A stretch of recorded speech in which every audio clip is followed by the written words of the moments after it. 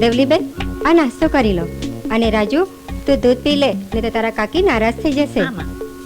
શેઠાણી બા, આજે જમવામાં શું બનાવશું? મને નહીં પૂછવાનું, આ દેવલીબેનને પૂછો. પણ અમને તો કંઈ જ ખબર નથી. કશો વાંધો નહીં, પછીથી કેવડાવજો. આજથી આ હવેલીની તમામ જવાબદારીઓ તમારી. મેં તો બહુ જ કર્યું, હવે આ બધી જવાબદારીઓ તમારી. અને હા, આમાં કોઠારની, તિજોરીની અને કબાટોની ચાવીઓ છે. આજથી આ હવેલીની તમામ જવાબદારી તમારી.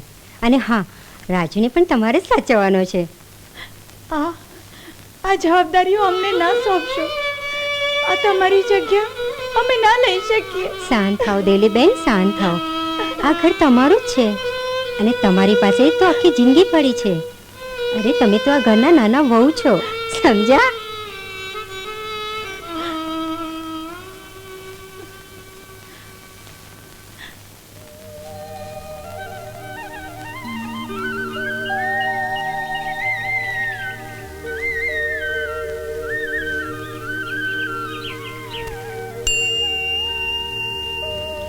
આ તો અમે એટલા માટે મૂક્યું કે તમને યાદ રહે પાનું કયું હતું.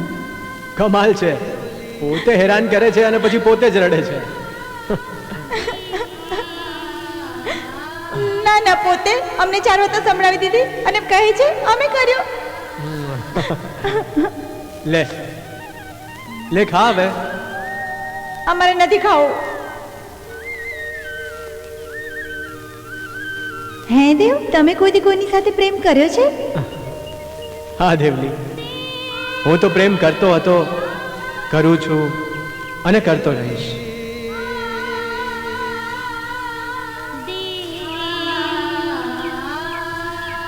એટલે અમને પણ કોઈની સાથે પ્રેમ થઈ જશે? દેવલી, આ વાત સાચી છે. પ્રેમ વિના કોણ રહી શક્યું છે? ના તો આ દુનિયા બનાવનાર અને ના તો આ દુનિયામાં રહેનાર. પ્રેમ કર્યા પછી તો જીવન જીવવાનો નવો ધ્યેય મળી જાય છે.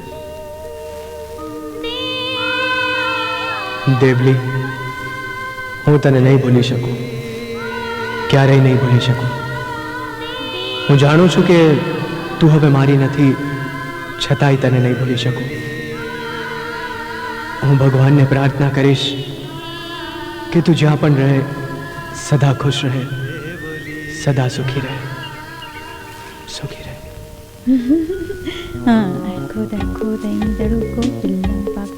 દેવલીબેન, મને આ લગ્ન પ્રસંગમાં જવું બિલકુલ પસંદ નથી, પણ શું કરું?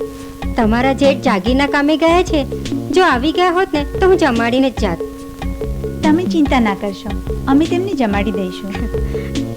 રાજુ, તું કાકીને બિલકુલ હેરાન ના કરતો. હા, હું કાકીને હેરાન નહીં કરું. હું તો કાકીનું બરોબર ધ્યાન રાખીશ.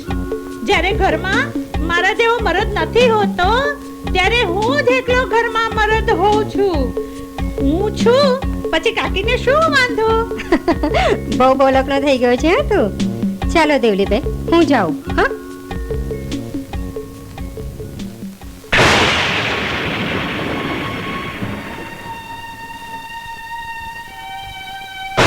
મને બહુ બીક લાગે છે કાકી. મને મૂકીને ક્યાંય ના જશો. બહાદુર છોકરાને બીક થોડી લાગે. ચલો મારી સાથે સુઈ જાઓ.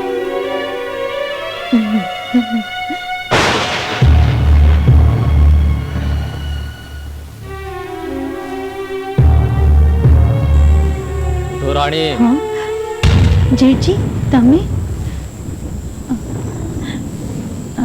આ તો રાજુને બીક લાગતી હતી એટલે એને સુવડાવવા અહીંયા સૂતી હતી. જેઠાણીજી લગ્નમાં ગયા છે. હું તમારા માટે જમવાનું પીરસું? ના ના, તમે જાઓ.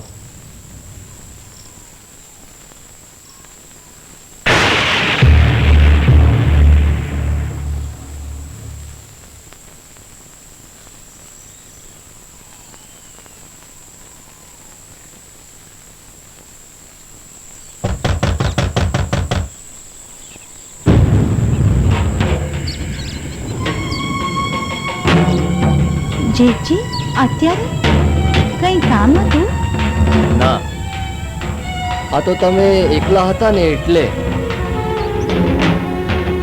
તમે ચિંતા ના કરશો. મારો ભાઈ જતો રહ્યો તો શું થયું? હું તો છું ને.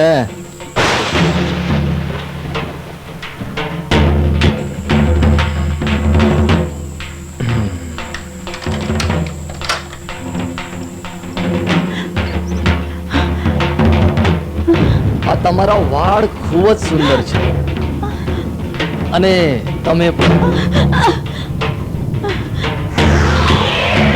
જેઠજી, આ શું બોલો છો તમે? હવે તમે તમારી જાતને વિધવા ના સમજશો. રાજુ!